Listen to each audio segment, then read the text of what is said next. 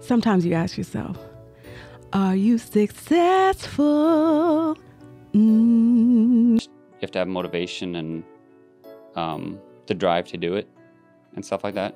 And I think a lot of people sit there and do, but they just sit with the analyzing and they're too scared to actually jump in. Success. Success. Hi, thanks for tuning in for Success Women. This is a local Minnesota podcast talking about people who have become successful in their own line of work, whether they've started their own business, had a side hustle, or just been highly successful at their W-2 job. And here we are connecting people. Tune in, see who's on board today. All right, well, Levi, Hafstad, thank you for coming. For those that don't know Levi, you're very lucky, and I'm sorry. No, he's a great person. You could kind of say that we grew up together, and he works his 9 to 5 in IT, but a few years ago started investing in real estate and did the BRRRR method.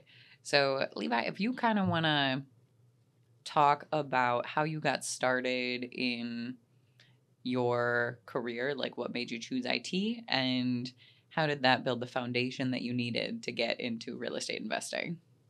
I don't know. It was just, I sat there and I played with computers growing up and stuff like that. And I didn't really know much about them. I just played video games on them.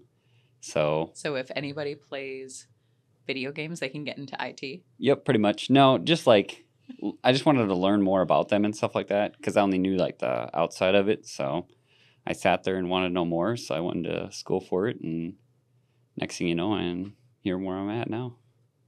That's so cool. Center. Yeah. So you can professionally tell people to turn it on and back on again? Yep, that's pretty much what I do. No, you're good.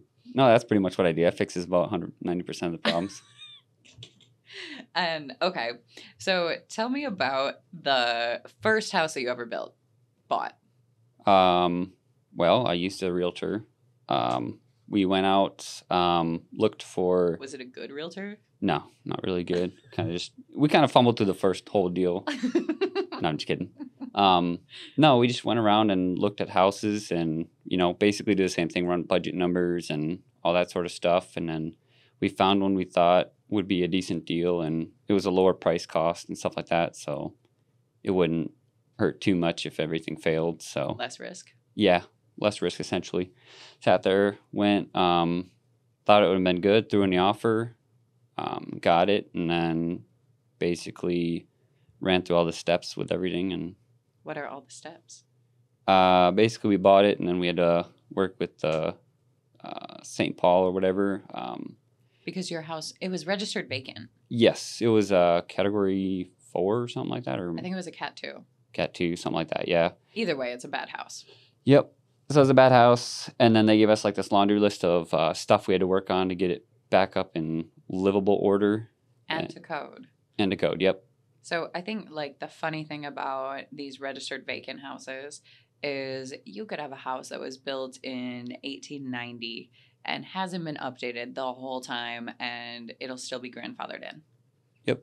Now, if this house goes into disrepair, gets foreclosed on, the city takes it over, and then it gets put into the registered vacant category, all of a sudden you have to redo all of the electrical.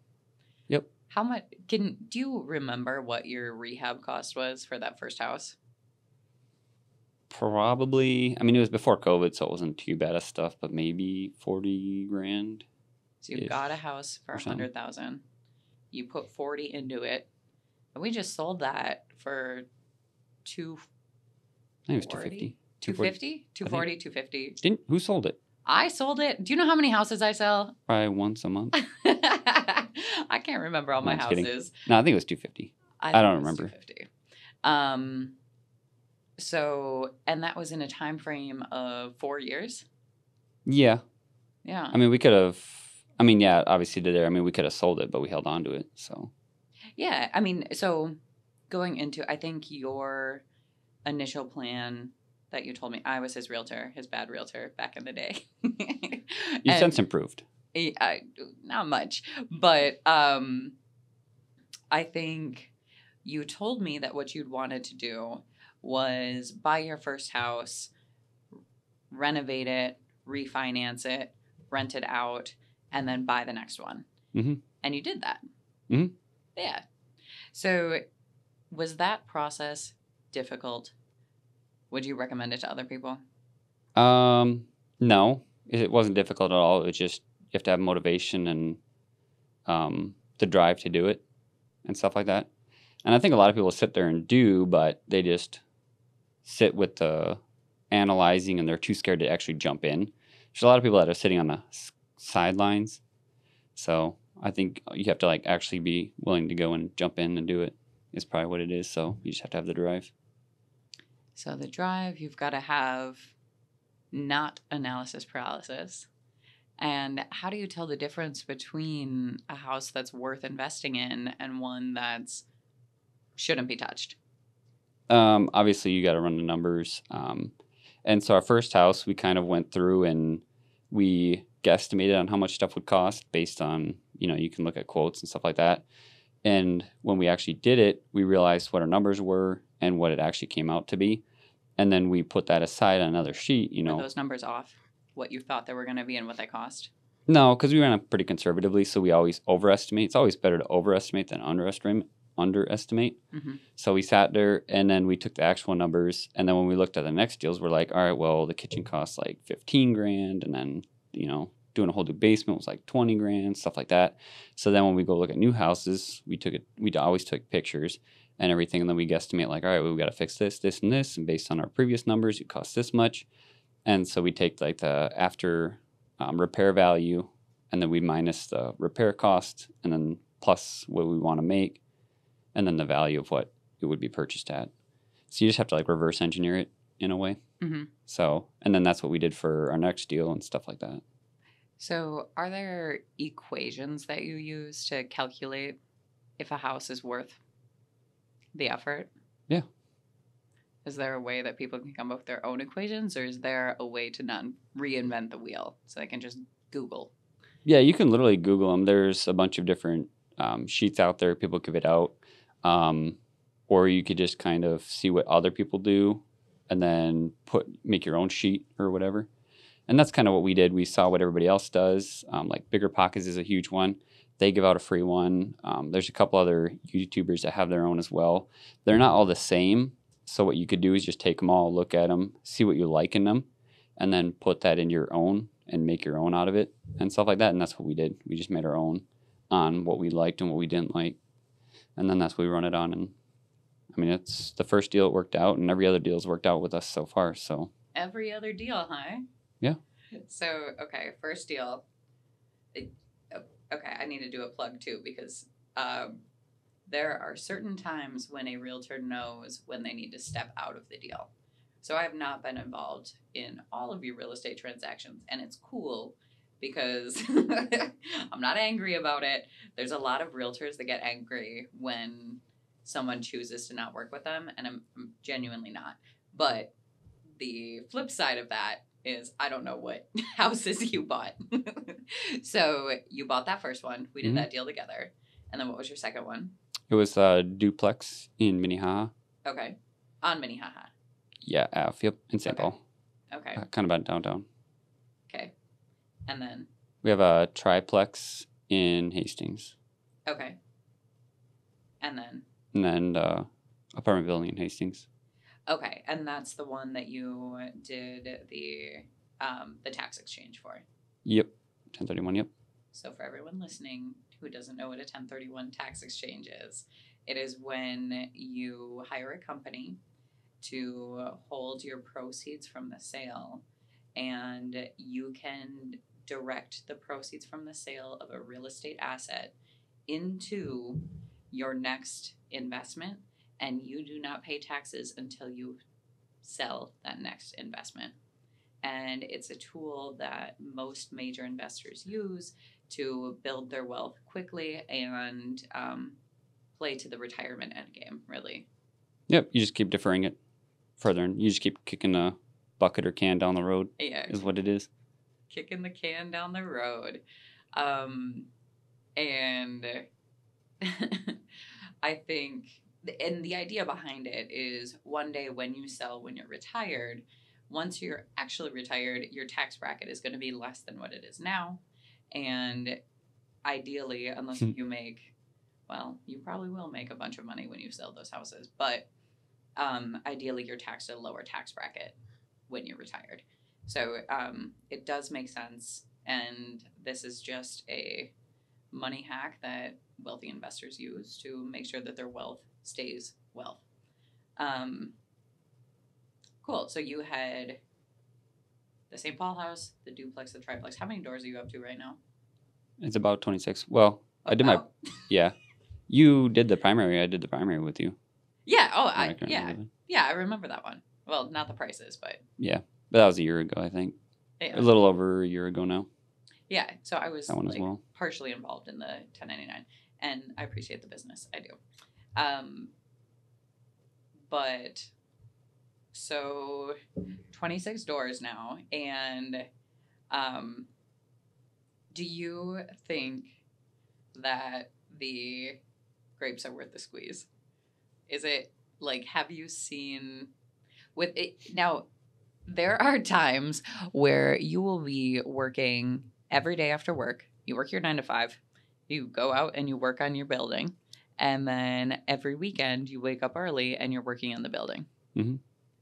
Do you ever get to a point of regret? No, not really. I mean, it's a lot of work and sometimes you get tired, but no, it's something that I'm building. So it's definitely a lot more enjoyable. So I don't really consider it work necessarily. I don't know if that makes any sense. It's but fun work. Yeah, it's fun work or whatever. So it's something that I'm creating rather than something somebody else is creating, which is a huge thing. But do I reap the benefits right now? No. Sit there, if that's what you meant by the grapes or whatever. It's basically all stuck inside these buildings or whatever, and I'm not really getting payouts or anything like that. It's like if you were to buy stocks or whatever, and you sit there and hold them, it's not really liquid, so we'll sit there. Down the road, it definitely will be, but right now it's just trying to get it up and running and everything else like that before I start benefiting. Yeah. I think that's the hardest thing about real estate investing is when you start becoming a landlord, you will feel so broke for so long. And you are broke. Mm-hmm. Like most of the time, your paycheck goes straight into that property. And it's hard not being able to see your labors or the fruits of your labors until maybe 30 years down the road. But for those people who are smart about investing, it's just such a powerful tool. Yeah. It's definitely not instant gratification, that's for sure. No. I mean, you don't get gratification from taking your sold picture? Well, I mean, that too. Well, from the other ones we did, depending on the building, yeah. But like when we sold the first one, we put so much time and effort into it. It was like, oh, man. I remember, all the memories you've had of, demoing everything and building everything there. Mm-hmm. And you're like, oh, I made that house or whatever, and you sold it. I don't know, like if you're a construction worker, you'd go down and it's like, oh, I made that house. Oh, I made that, Yeah. It's like your old childhood home that you used to live in. You drive by and you're like, oh, I used to live there. Yeah. It's kind of something like that. But yeah, I mean, memories are still memories even when they're just in your head. So, and I can tell you that the person who bought your house is very thankful that he's in there. So nice. Good. I hope he enjoys it. He's really happy. We put really good work into it, so hopefully it works out well for him. I mean, it will. It always works out for a while. Yeah, that's cool. That is a really good house. So if you could start if you could start at the beginning and do your investing any differently, what is the one thing that you would change? I don't know, sir. Back then, I mean, other than starting earlier than what we did. When did you start? I think it was 2019 or something like that. It was 2019. Yeah, started in 2019. So if we could have started in like 2017, that would have been so much better. But I don't know. We could have started in, when were you born? 89? 90. Oh, We could have started in 90, really young. right when I was born. I don't know if I'm really young anymore. True. Comparatively. Okay, so I think I do hear that sentiment from people who delayed their real estate investing, that they always wish that they would have gotten it earlier. Mhm. Because real estate is a long game. Houses go up in value, but they take a while to get there. Yep. And I think you just have to focus on that end game. You need to know that you're going to have to sacrifice when you're younger. And it feels like 10, 15, 30 years down the road is a really far way away. But if you can remember 30 years ago, 30 years in the future isn't that far away. Yeah, true. Well, but also with that first house that I made, we got that in 2019 and we sold it, what, is it 4 or 5 years or something like that? Yeah. And sold it for a bunch and turned it into another building. So just because you don't necessarily have to wait the 30 years. I mean, there could always be another deal that comes out too. And you can trade the older ones in for newer ones and stuff like that and upgrade. So if you have a bunch of them and you sit there and, over the time they'll start paying down and everything and you have all that equity, then you can turn it into a bigger, larger unit and then go from there. So yeah, it's never a wrong time to get in. Yeah. The media would say otherwise, but I think there's always a time and a place if you're being responsible with your money, for sure. So success, I think, looks different to everybody. And that's why you see people performing at all of these different levels. Mm-hmm. But how do you define success? Are you talking like you money-wise, you made it, or you can be as just you're abstract with this happy? as you want. That's a good one. I don't know. I think success would be once I, I guess it'd be more like goal oriented. So we'll sit there and once we get the apartment building all done and stuff, I think of that as a success. You check off a goal and then you got to find the next one and go through there. Or when you find a big deal and you get it done with or whatever. So I don't know, just feel good. I don't know. There's no really end goal, I guess, but I think I heard once that the best way to build your own self-confidence is to follow through on what you said you would do. Yeah, that's true. I think like you saying that just very much hits on that. Yeah. And the thing is, there's like really no stopping, I guess. I don't really have like an end goal in mind. So it's just going to keep buying it and then find the next one, go do that, and then find the next one probably until I get, too old or rickety or something or can't deal with it anymore. Rickety? Yep. Get old. I've never seen someone rickety.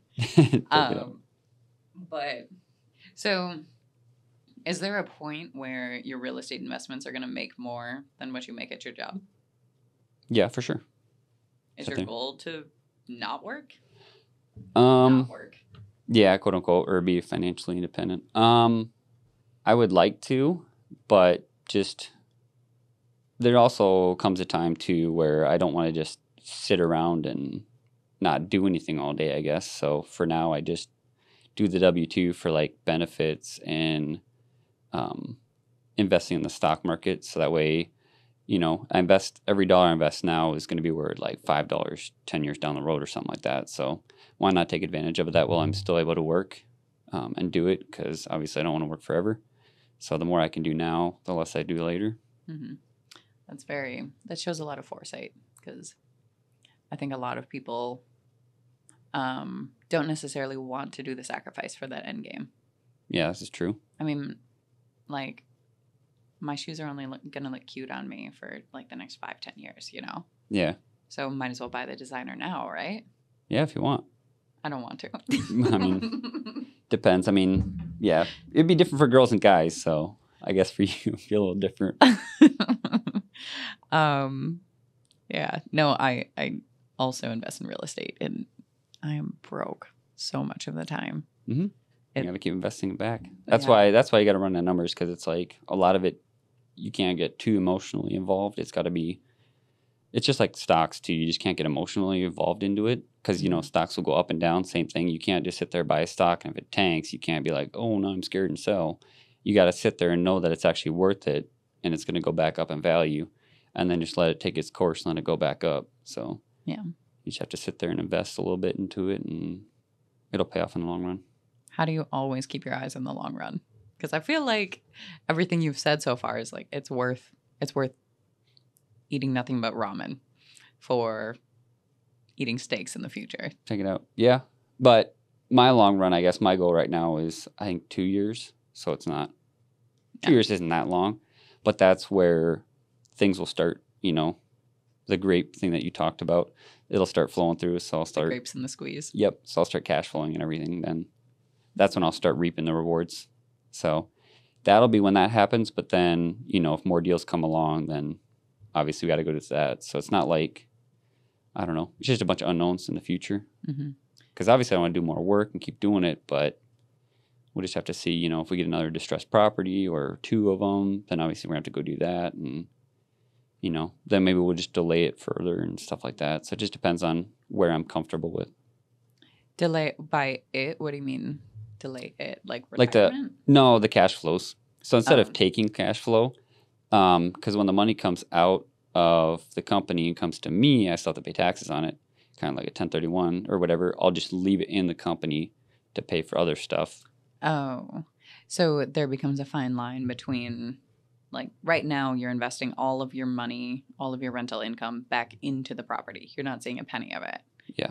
And that eventually will turn into a pile of money. When it turns into a pile of money, that means you've got the reserves to take care of emergencies of the building, but you could also start cash flowing and start taking out a monthly payment. Yeah, I mean, we could right now, but there's a lot of work, that's a rehab that needs to be done and a bunch of maintenance to be done. And if we were to pay myself, you have to pay taxes on it, and then you just throw the money back into the object. But the repairs, you still have to pay taxes again on it. So instead of paying double taxes on the money, just leave it back in there, essentially tax defer, delay the taxes, and just keep buying it through there. So it's just keep improving the building. Yeah, it's better use of your money rather than pay, 7% tax on the money and fix it. You just get 7% return or 10% return on your money by not having to pay double taxes and stuff. So we're just doing that for now, and then when that's all done, then we'll go back. It's just like a 401k and stuff like that, just tax deferred is what it is. I mean, same with a 401k, you really can't touch it, but you don't pay taxes on it until the very end. So You've said we a few times. Yeah, me, my brother, and I guess you, if you have a 401k. Oh, okay. I think, like you said, I don't have a 401k. Oh, well, if you did, I mean, you could probably still make one. So self-employed people have different products, but I have a similar product. Well, Ross, you could do Ross too. Yeah, whatever. Anyway, you said we talking about real estate investing. Do you have a team of investors that you work with? I guess a team. It's more just my brothers. Just brothers. Yep. So it's a family thing. Has dealing with your brothers in real estate investing, has it been dicey? Or I only say that because so many people say, like, oh, be careful about working with family. But from what I hear about your investing, like, it's been pretty smooth. Yeah. I don't think so. I think people I don't know why people would say that or do that. I guess you can get emotionally involved with certain stuff, but no, we've been working pretty well. I mean, after the first deal, everything went pretty smooth. So we're just like, hey, we'll just keep going and doing it and stuff like that. So as long as you have the same vision and same goals in the mind, then it goes pretty easy. You just make a task list, and then, everybody checks it over, and as long as you're on the same page, and you're good to go. Yeah. I mean, it's not too hard. It's a house. So did you guys write up a contract beforehand to talk about, like, what happens if everything goes bad? No, not really. I mean, we just have like a LLC, but yeah, just a handshake deal. Pretty much, yeah. Good. Is that out there? Yeah. But I mean, it's the same thing. I mean, if you're on the mortgage or title of the house, I mean, it's still your asset. Yeah. So. Yeah, I don't think you're doing anything wrong. I just am getting your perspective of how you got it all started. Yeah, but our family's pretty close, so I think we get along pretty well. We got good foundation, stuff like that, so that definitely helps. No, I mean, for us, it worked out well. Yeah. Don't know about other families. We'll see. We'll see. What about you? Would you ever invest with your siblings? I mean, so I have always invested alone. Also, the rule in my family is don't co-sign with anybody, ever. That has always been what my parents have raised us on. And yeah, so yes, like in theory, I trust my brothers. Yes, 100%, hands down, I would go in. But what happens if one of us has a life emergency? And now all of a sudden, because they need to make a withdrawal from the business account, of course I'm going to let them, but it's going to mess up the whole business. For my own sanity, for my own sake, I like investing by myself because I can create my own projections, basically. Like, for the most part, if I want more money, I can just work a little bit harder. So I don't necessarily... Also, if the market tanks, I'm broke. I don't want to tie my W-2 brothers to my fluctuating income. So I just think I would rather preserve the relationship with my family than tie them in and do this.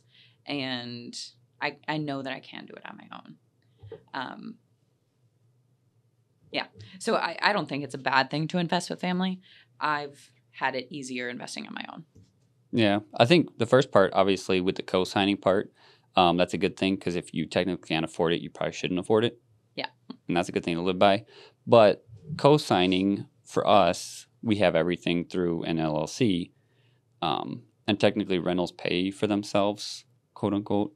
So if you had it, even if you fell on hard times, the company should be paying for itself and run by itself, essentially, kind of like ours. It just runs by itself, pays for itself, and does everything like that. So we don't necessarily need to throw any money into it. But even if we all got laid off, and as long as people were still paying rent or whatever, it would still fluctuate itself or be just fine itself. So that way it won't matter. And then taking out deposits, or if something happened to, one of them and they needed the money, it's like, well, we'll figure out alternative ways where, debt collectors aren't going to go for it because it's a whole separate, entity type thing. So for the most part, we'd be fine. Obviously, we'd step in and help them, like personally, but the company itself is its own running machine. So it would do its own thing. So, but then part of it too is like, now our whole family will succeed and elevate up and stuff like that. So that's another benefit, I guess. So as long as our family all succeeds and we all do pretty well, it's just good. Yeah. I think like it's really cool how much faster you can grow wealth when you have it split between multiple families or multiple people. Yeah, you definitely can grow a lot faster if you have multiple people, or borrow money too. Even your parents too. You could sit there and have, instead of them investing into whatever stock market or mutual funds or something like that, you say, hey, why don't you guys diversify and buy a house or something? Yeah. And then that could be split between you and the siblings and, let it grow for the next some odd years. We've had that talk. We have also had the talk about how we're at different phases in their lives. Like they're 30 years older than me. That is 30 years of equity growth that they've missed out on. Not that they've missed out on your it. parents? Yeah. Not that they've missed out. Like, they are homeowners. They are making responsible decisions. But for them to get into real estate investing this late in the game doesn't really make sense. But it's not them, though. It's for you guys. So basically what they could do in short terms is they could sit there, buy a bunch of rentals, throw them in a trust, have you guys as the trustees, and then you guys will receive increment payments every month of X amount of money, and then you guys just inherit that for, your forever life now, and you just leave it in there. Is this how I become a sugar baby? Mm-hmm. Coach my dad on investing. Yep. Sit there. Your dad's done it, hasn't he? He had a couple investments back in shortly after college. He hated it. I think, did he hate it just because he had bad tenants? Or There was a tenant that like was running from the cops one time, ran up through the attic and fell through the ceiling. Like it was, That's terrible. Sit there. Now look at the tenancies. Doesn't he have another rental right now down in Cedar? Okay. He does definitely more there than I do. But so he does a very good job of property management and helping out. But there was a long time getting him on board. He would not have started investing with me when I was a new investor. I had to invest on my own for a long time. And once he realized, like, well, she's doing it with or without me, then he kind of jumped on board and now he's helping out. But he is not assisting financially. Take it out. Yeah, I'm surprised he didn't like tell you more about it because since he's already been through the whole ringer and He told me everything. not to do it. Why though? Because that guy fell through the ceiling. Take it out. What am I going to do if a guy falls through a ceiling? Take it out. It's a bad accident. Well, I guess you have to. Hopefully, insurance or something will step in there too. But I think they did. They did. But your dad, I think, seems to enjoy it. He'll go out there and do a bunch of work and stuff. I think he's retired now, and I think it definitely gives him something to do. He likes getting out of the house, and he's always liked projects like that. So yeah, you have to keep buying more then. Yeah, we'll see. No, I mean, I probably will just slowly grow my portfolio, but I've always invested differently than you. Mm-hmm. I'm more of the 20% down, slow growth. So, yeah, different strokes. Yeah, well, part of it too is like, I hate PMI. It's just not good. Yeah. It's just money that you'll never get back. So it's just the return on your money. So it's just better to put 20% down if you can. Yeah, exactly. You don't have to, but it's financially a lot better. Yeah. So and like the way I make money, like I might make a bunch of money in 1 month and then not get paid for 6. So when I have a good month like that, I'm going to buy a house probably. So that's why my investing has worked out differently. And then that keeps my monthly payments lower. And that gives me a little bit more flexibility with my day-to-day budgeting and that boring stuff. Yeah, well, it's important. Yeah. Maybe boring, but it's important. But yeah, it's boring. Are there any regular habits you have that keep you successful? Like, are you that 5 a.m. club? No. I mean, I probably should be, but no. I said I stay up way too late sometimes. It's not really doing anything important, but it's just, I don't know, sitting there and just end up scrolling or reading about something or learning something. You just lose track of time. Yeah? So your thing is that you just zoom in on, like, reading new materials? Or certain things like research. YouTube's got their own little rabbit hole you can go into about financial stuff and you're a big real fan of estate Reddit stuff. Too. That too, yep. Yeah, Reddit's got, I mean, there's information everywhere, and so you just get it. I get it from everywhere, and I don't know, sometimes you'd be watching DIY projects on YouTube on how to, if I had to go fix certain things or do certain things, I'll sit there and YouTube stuff for a while, and, you can see how other people are doing on their projects and all that sort of stuff, and then, next thing you know, it's 9 o'clock, and you're sitting there, watch a couple of videos, and now it's already midnight, and you're like, oh, crap. Mm-hmm. But you did learn how to fix that plumbing. Which one? Well, I don't know, whichever one you were watching on YouTube till midnight. Taking out there? No, a lot of it was demo work. Then there's some like patchwork and stuff like that, but it just depends on what it is. Do you need to learn how to do demo work, or can you just take a sledgehammer to it? Sometimes, yeah, but it depends on like what's there and what's not. Like how to take tile up or if there's asbestos under it or certain just random, just want to double check certain things or, can you take a certain piece of plumbing out and hope it doesn't leak everywhere or something like that. So I don't know. Can YouTube teach you that, or is it just fingers crossed? You could do both, but I always caution on the safe side and Google everything first. Google everything. Don't call a plumber. Google. Yep. Great. Sit there and make sure it works, but words to live by, everybody. Don't call the plumber. Google. Yep. Google knows all. It really does, but there's a lot of liars out there. Yeah, that's why I got to take it with a grain of salt and search multiple different things first, see if it's. Oh, God. Who has been your greatest mentor, and what has made them so influential in your life? I don't know. I guess, I don't know about mentor, but just Obviously, your parents, my parents. My parents. Not your parents, but my parents. But everybody's parents in general is supposed to be their probably biggest mentor or something, hopefully. It's my parents, I guess, just growing up and how they raised us and everything. So Mm-hmm. just having a good family helps too. Did your parents ever talk finances with you? Like growing up, did they ever talk about money? No, I don't think so. The only thing that really did do were if we do chores, we'd make money. Mm. And I think that was our only thing. And I think that plays a pretty big role, not to name any of my brother's names, but whenever I would do chores and get money, I'd always save it and I would never ever spend it. And That's then nice. my other brothers, I'd trick them to spend their money on stuff we'd do. Oh, hey, we're just here getting Dairy Queen. I forgot So- my money. Yep, I'd trick them. But then there's another brother who every time he got a nickel would spend it.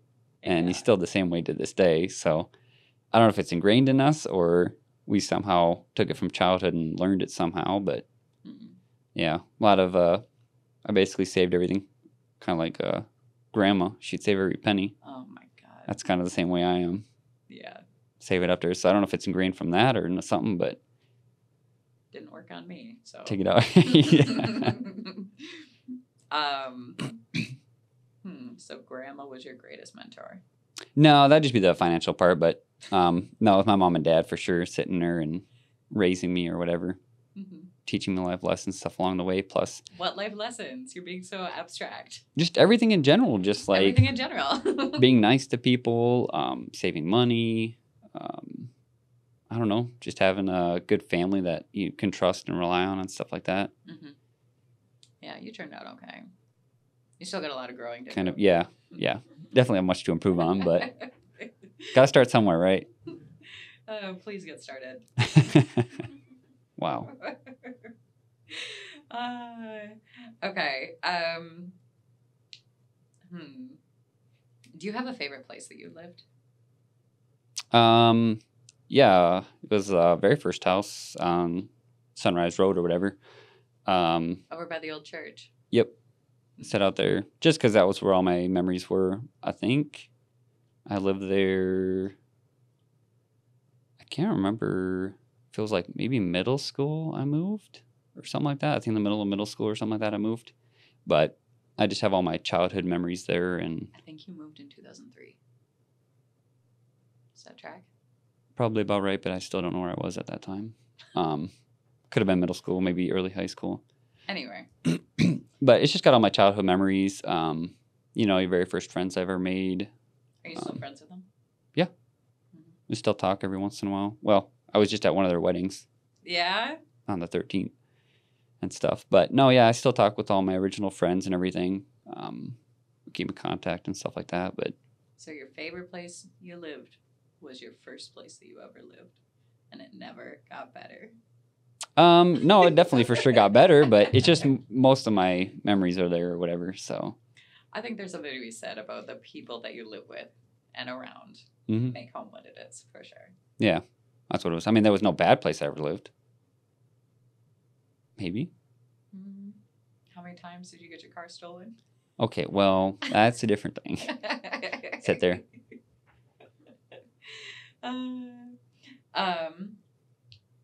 Now, one question that I ask everybody: what is one phrase that you live by? One phrase that I live by? Like when you've got a good day, when you've got a bad day, this is what's in your head and keeps you going. That's a good one. I don't even know. You just call me for advice? Yep. I'll just sit there and call you. No, I don't know. You just got to get through the bad days and to enjoy the good days, I guess. You don't really know that there's good days if there's not bad ones. Yep, that's true. Who is one successful person that you think would be really fun on this podcast? You could try Garrett, I guess. Yeah, You can try him out. Garrett the HVAC guy. Yep. Sit there. Okay. I'm sure he's got a lot. I mean, he runs a business and everything too, so I'm sure he's got a lot of information. Yeah, every time we see him, he gets chatting. Yeah. All right, I'll call him. Well, let's wrap it up. Thank you for being on the show. No problem. Second episode. You almost made it to number 1. Oh, crap. maybe next podcast that I start, you can be the first. And I get paid for these, right? Yeah, it's in the mail. Okay. I'll wait for it. Perfect. Go home and check. Thank you for coming. It's been great. Learned a lot. I feel like you provided a lot of really good educational material, especially for some of our first-time investors that are just talking about getting into the game. You got to start somewhere. Yep. Got to start somewhere, and you got to start yesterday. Yeah, that's true. Yeah. Cool. Well, thanks for coming. We'll have you next time. Sweet. Thanks. Success.